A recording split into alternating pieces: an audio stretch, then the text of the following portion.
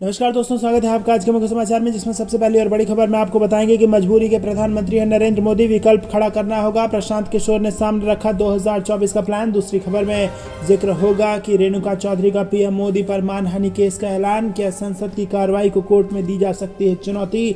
तीसरी खबर में आपको बताएंगे कि लोकसभा से हटाया गया नाम, राहुल गांधी बोले भारत की आवाज के लिए लड़ रहा हूँ, हर कीमत चुकाने को हूँ तैयार। साथ ही साथ चौथी खबर में जिक्र होगा कि राहुल गांधी के मसले पर तेज प्रताप यादव ने की नरेंद्र मोदी को लेकर बड़ी भविष्यवाणी, दिया यह बयान। और पांचवी खबर में आपको बताएंगे गांधी की सदस्यता रद्द किए जाने पर अखिलेश यादव, अरविंद केजरीवाल, ममता बनर्जी और उद्धव ठाकरे ने दिया बड़ा बयान। दोस्तों, हर एक खबर की गहराई में आपको ले जाएंगे, लेकिन उससे पहले आप अभी इस वीडियो को लाइक, चैनल को सब्सक्राइब और बेल आइकन दबाकर कमेंट में लिखिए जय हिंद। रुक करते हैं सबसे पहली और बड़ी खबर की तरफ। मजबूरी के प्रधानमंत्री है नरेंद्र मोदी, विकल्प खड़ा करना होगा। प्रशांत किशोर ने सामने रखा 2024 का प्लान। जी हां दोस्तों, चुनावी रणनीतिकार प्रशांत किशोर ने प्रधानमंत्री मोदी को लेकर बड़ा बयान दिया और कहा कि जनता के विकल्प नहीं होने के कारण मजबूरी में जनता ने पीएम मोदी को 2019 में पीएम बनाया। लोग विकल्प तैयार करें और किसी और को पीएम बनाएं। पीके ने वादा किया है कि उनकी टीम इसमें अपनी पूरी ताकत लगाकर लोगों की मदद करेगी। तो दोस्तों, क्या आपको भी ऐसा लगता है कि मजबूरी के प्रधानमंत्री हैं मोदी और कुछ खास नहीं है, और अब जिस प्रकार से सत्ता का दुरुपयोग हो रहा है उससे लोगों के बीच में और ज्यादा गुस्सा और लोगों की आंखें खुलसी गई हैं और 2024 के चुनाव में बड़ा बदलाव देखने को मिलेगा। आपको क्या कुछ लगता है कमेंट में जरूर बताइए। रुक करते हैं अगली ब्रेकिंग न्यूज की तरफ। लोकसभा से हटाया गया राहुल गांधी का नाम। तो राहुल गांधी ने कहा कि भारत की आवाज के लिए लड़ रहा हूं, हर कीमत चुकाने के लिए तैयार हूं। जी हां दोस्तों, राहुल गांधी पर एक्शन के बाद कांग्रेस पार्टी ने मोदी सरकार पर हमला बोला है और कहा है कि राहुल गांधी की अगुवाई में निकाली गई भारत जोड़ो यात्रा की लोकप्रियता की वजह से सत्ताधारी पार्टी घबरा गई है और इसकी वजह से विपक्षी नेताओं के खिलाफ इस तरह के एक्शन लिए जा रहे हैं। तो दोस्तों, क्या आपको भी ऐसा लग रहा है कि ये सब कुछ जो भारत जोड़ो यात्रा की जबरदस्त सफलता थी उससे डर कर बीजेपी करवा रही है? कमेंट में जरूर बताइए। रुक करते हैं अगली ब्रेकिंग न्यूज की तरफ। रेणुका चौधरी का पीएम मोदी पर मानहानि केस का ऐलान, क्या संसद की कार्रवाई को कोर्ट में दी जा सकती है चुनौती। जी हां दोस्तों, आपको बता दें कि मोदी सरनेम वाले बयान के बाद राहुल गांधी को कोर्ट ने 2 साल की सजा सुना दी है और उधर बीजेपी पार्टी राहुल गांधी के बयान को ओबीसी का अपमान बताते हुए कांग्रेस नेता पर हमला बोल दिया है। और इन सब के बीच कांग्रेस की वरिष्ठ नेता रेणुका चौधरी ने राज्यसभा में 7 फरवरी 2018 को प्रधानमंत्री नरेंद्र मोदी के दिए गए एक बयान को लेकर कोर्ट जाने का ऐलान किया है। और बड़ा बवाल है कि क्या संसद की कार्रवाई के दौरान दिए गए बयान को कोर्ट में चुनौती दी जा सकती है। दरअसल 7 फरवरी 2018 को राज्यसभा की कार्रवाई के दौरान पीएम नरेंद्र मोदी ने कांग्रेस नेता रेणुका चौधरी के बयान पर चुटकी ली थी और कार्रवाई के दौरान अपने भाषण में कहा था कि मेरी प्रार्थना है कि रेणुका जी को कुछ नहीं कहिए, रामायण सीरियल के बाद ऐसी हंसी सुनने का पहला सौभाग्य आज मिला। दोस्तों, रुक करते हैं अगली ब्रेकिंग न्यूज की तरफ। राहुल गांधी के मसले पर तेज प्रताप यादव ने की नरेंद्र मोदी को लेकर बड़ी भविष्यवाणी और दिया यह बयान। जी दोस्तों, बिहार के पर्यावरण मंत्री और आरजेडी सुप्रीमो लालू यादव के बड़े बेटे तेज प्रताप यादव ने देश की राजनीति को लेकर बड़ी भविष्यवाणी की है। तेज प्रताप यादव ने कहा कि दिल्ली में जिस गद्दी पर नरेंद्र मोदी बैठे हैं वो हिल कर रहेगी। एक दिन पहले ही तेज प्रताप यादव ने दावा किया था कि उन्हें नारायण अर्थात विष्णु के दर्शन हुए हैं। शुक्रवार को कांग्रेस के पूर्व अध्यक्ष राहुल गांधी की सदस्यता रद्द होने के बाद बिहार में तेज हुई सियासत के बीच तेज प्रताप का यह बयान आया है और तेज प्रताप यादव ने कहा है कि राहुल गांधी के साथ साथ सभी समाजवादी नेता को भारतीय जनता पार्टी परेशान कर रही है। रुक करते हैं अगली ब्रेकिंग न्यूज की तरफ। राहुल गांधी की सदस्यता रद्द किए जाने पर अखिलेश यादव, अरविंद केजरीवाल, ममता बनर्जी और उद्धव ठाकरे ने दिया है ये बयान। जी दोस्तों, आपको बता दें कि पश्चिम बंगाल की मुख्यमंत्री और तृणमूल कांग्रेस नेता ममता बनर्जी ने प्रधानमंत्री नरेंद्र मोदी और बीजेपी पर निशाना साधते हुए राहुल गांधी का समर्थन किया। उन्होंने कहा कि प्रधानमंत्री मोदी के नए भारत में विपक्षी नेता बीजेपी के निशाने पर हैं, जबकि आपराधिक पृष्ठभूमि वाले बीजेपी नेताओं को मंत्रिमंडल में शामिल किया जाता है। विपक्षी नेताओं को उनके भाषणों के लिए अयोग्य ठहराया जाता है और आज हमने अपने संवैधानिक लोकतंत्र के लिए एक नया निम्न स्तर देखा है। तो दोस्तों, लोकतंत्र का जो संवैधानिक जो स्तर है वो एकदम निम्न स्तर पर चला गया है, ऐसा ममता बनर्जी का कहना है। वहीं अगर बात करें उद्धव ठाकरे की, तो महाराष्ट्र के पूर्व मुख्यमंत्री और शिवसेना नेता उद्धव ठाकरे ने भी केंद्र पर निशाना साधते हुए उसके खिलाफ लड़ाई को दिशा देने की बात कही है। अपने ताजा बयान में उद्धव ठाकरे ने कहा कि राहुल गांधी की सदस्यता रद्द कर दी गई है। चोर को चोर कहना हमारे देश में गुनाह हो गया है।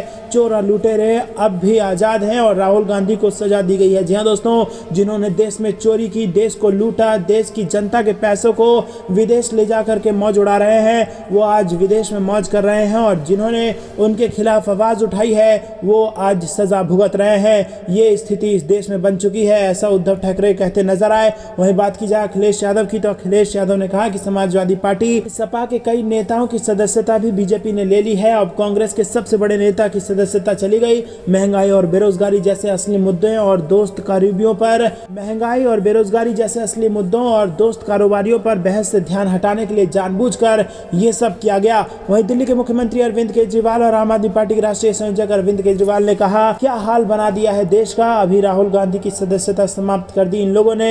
डरते हो तुम लोग, भारत के इतिहास में सबसे भ्रष्ट प्रधानमंत्री में अगर कोई हुआ जो 12वीं ही पढ़ा है वही है, और कोई सबसे कम पढ़ा लिखा प्रधानमंत्री हुआ तो वो नरेंद्र मोदी है। भारतीय कम्युनिस्ट पार्टी नेता सीताराम येचुरी ने कहा कि ये निंदनीय है कि बीजेपी अब विपक्षी नेताओं को निशाना बनाने और उन्हें अयोग्य ठहराने के लिए आपराधिक मानहानि का रास्ता अपना रही है, जैसे कि अब राहुल गांधी के साथ किया गया है। वही विपक्ष के खिलाफ ईडी और सीबीआई का सुरक्षित दुरुपयोग बताता है और ऐसे सत्तावादी हमला का विरोध करना होगा और उन्हें हराना होगा। तो दोस्तों, क्या जनता यहाँ पर तमाम नेताओं ने अपनी प्रतिक्रिया दी है और हर किसी का गुस्सा इस तानाशाही के खिलाफ दिखा है और हर किसी का सिर्फ यही कहना है कि जो चोर हैं, जो लुटेरे हैं, वो विदेशों में मौज कर रहे हैं और जो उनके खिलाफ आवाज़ उठा रहे हैं उनके खिलाफ ये कार्रवाई की जा रही है। और मीडिया जो पूरी तरह से बिक चुकी है वो भी यहाँ पर चोर और लुटेरों का ही साथ दे रही है। आपको क्या कुछ लगता है कमेंट में जरूर बताइएगा। रुक करते हैं ब्रेकिंग न्यूज़ की तरफ। गांधी का पीएम मोदी पर हमला,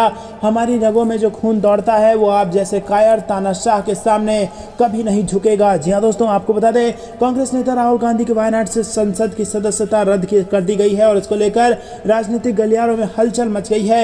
एक तरफ बीजेपी इसका बचाव करती दिख रही है तो वहीं दूसरी तरफ कांग्रेस पार्टी लगातार हमले कर रही है। और इसी क्रम में कांग्रेस महासचिव प्रियंका गांधी ने राहुल गांधी का बचाव किया और प्रियंका गांधी ने नरेंद्र मोदी पर सीधा निशाना साधा और कहा कि लूट पर सवाल उठाया तो बौखला गए। प्रियंका गांधी ने कहा कि प्रधानमंत्री जी, आपके चमचों ने एक शहीद प्रधानमंत्री के बेटे को देशद्रोही मीर जफर कहा है। आपके एक मुख्यमंत्री ने सवाल उठाया कि राहुल गांधी का पिता कौन है। नीरव मोदी और मेहुल चौकसी पर सवाल उठाया, क्या आपका मित्र गौतम अडानी देश की संसद और भारत की महान जनता से बड़ा हो गया है कि उसकी लूट पर सवाल उठाया तो आप बौखला गए। पीएम मोदी पर हमला करते हुए उन्होंने कहा कि कश्मीरी पंडितों के रिवाज निभाते हुए एक बेटा पिता की मृत्यु के बाद पगड़ी पहनता है, अपने परिवार की परंपरा कायम रखता है। भरी संसद में आपने पूरे परिवार और कश्मीरी पंडित समाज का अपमान करते हुए पूछा कि वो नेहरू नाम क्यों नहीं रखते, लेकिन आपको किसी जज ने 2 साल की सजा नहीं दी, आपको संसद से डिस्क्वालीफाई नहीं किया गया।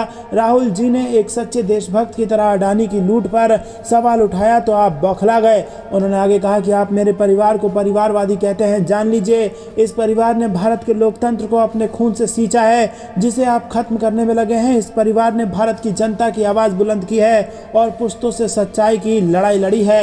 हमारी रगों में जो खून दौड़ता है उसकी एक खासियत है, आप जैसे कायर सत्तालोभी तानाशाही के सामने कभी नहीं झुका और कभी नहीं झुकेगा, आप कुछ भी कर लीजिए। तो दोस्तों, यहाँ पर जबरदस्त तरीके से गुस्से में दिखी है प्रियंका गांधी। और दोस्तों, सिर्फ प्रियंका गांधी नहीं, देश की जनता में इस वक्त जबरदस्त गुस्सा है कि क्या वाकई में एक बयान मात्र से किसी की सदस्यता छीन ली जा सकती है। और जिस प्रकार से आनन फानन में ये पूरा फैसला लिया गया और जिस प्रकार से इस पूरे मामले की जो सबसे मैक्सिमम सजा थी, जो सबसे ऊपर की सजा थी 2 साल की सजा, उसी को सुना दी गई।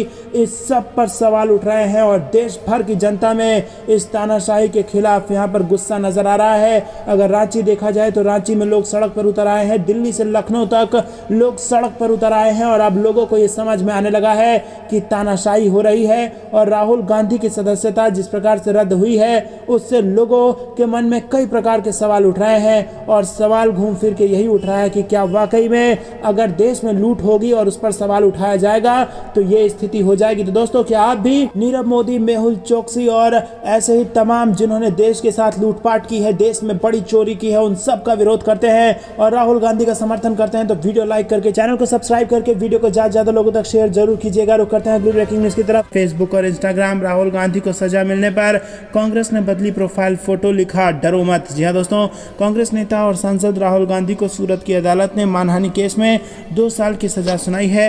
राहुल गांधी की सजा के बाद जोरदार सियासत हो रही है और कांग्रेस के कार्यकर्ता सड़कों पर विरोध प्रदर्शन कर रहे हैं। और इस सब के बीच कांग्रेस ने अपने ऑफिशियल सोशल मीडिया अकाउंट पर प्रोफाइल फोटो बदल दी है। साथ ही तमाम कांग्रेस नेता और कार्यकर्ताओं ने भी इसी फोटो को अपने प्रोफाइल पर लगाया है।